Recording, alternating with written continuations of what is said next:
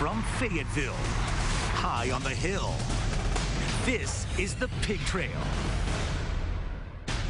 We're a much different team. We've evolved as a team. I think that part of, coaching is to try to get your team to improve.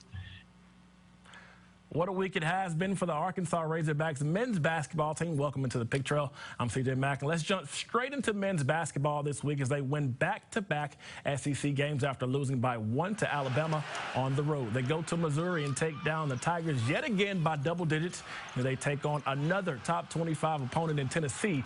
And with that win, Arkansas is now third in the SEC standing, sitting at 10-4 in the conference. Devo Davis with some big threes down the stretch. He was inspired by the crowd. That's 2 games in a row, or 2 home games in a row, where he's hit 2 really big threes for us. And when Devo's a confident player, we believe in him. Like, we believe him to do whatever Devo can do. So he can defend, he can shoot those threes, mid-range, layups, whatever it is. The fans bother the other teams, no matter if they subbing in, if they're on the court shooting free throws. So I feel like it helps us really, really well. Coming to Bud Walton, I know teams, I'm sure, be terrified knowing that they see games like last against Auburn, and of course today. It's not a fun sight when you're on the opposite team if you ain't on the Razorbacks coming into Bud Walton. It sure is the fun side. With that, I bring in our very own Mike Irwin. Mike, the Hawks bounced back in a big way this week, winning both games by double digits, and it impressed me yet again with their defense. They held this team to 27% shooting, Mike, for the entire game, not just the first half, the entire game. Yeah, and 16% shooting from three-point range, so that's way worse. Wow. That's the lowest shooting percentage by a ranked team in Bud Walton Arena in 26 years. Amazing defense. Now, the other part of that defense was Jalen Williams' continuing run of drawing charges. 4 more in this game. He's been an incredible weapon for the Hogs, even if he didn't score a point, but he's an offensive weapon, too. However, Tennessee coach Rick Barnes is not a fan of Williams' efforts.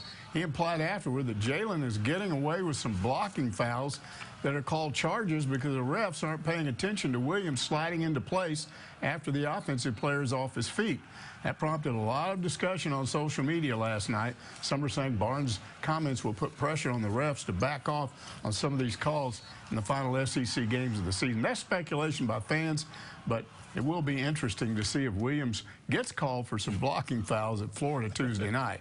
A few of those calls down that I've looked at lately could have gone the other way, but that's one of the toughest calls in all the sports for the refs. Yeah. And for the most part, I still believe he's almost got a sixth sense for how to position himself and how to get right in place and ahead of that little circle and make sure his feet aren't on that, and he's done a great job of that. He does, Mike. It is a bang-bang play for that block and that charge for sure. Mike, I doubt Eric Musselman would agree with Barnes' an assessment and charges Jalen taking the season, but he did talk a lot about last night and the physical nature of the Hogs' defense in the stretch where they've won 10 out of the last 11 games.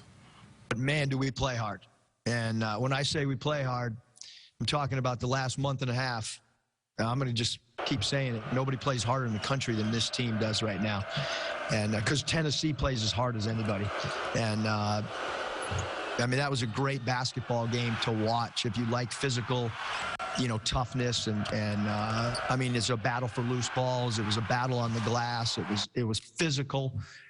Anytime you had the ball, it was physical. Anytime around the rim, it was physical both ways.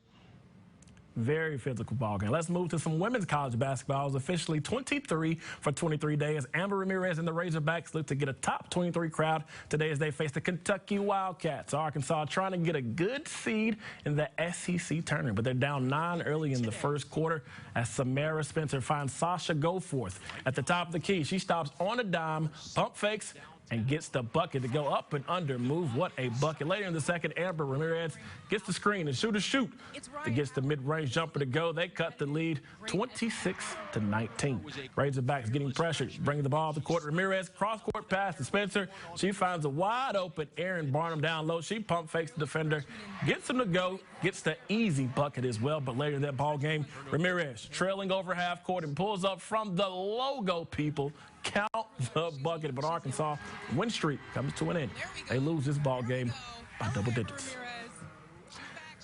Now we have to go to break, everyone, but when we come back, we have a lot more basketball to get into, but this time it's with our very own Arkansas basketball insider, Kevin McPherson. We sit down with him after the break. That's next in the Pig Trail.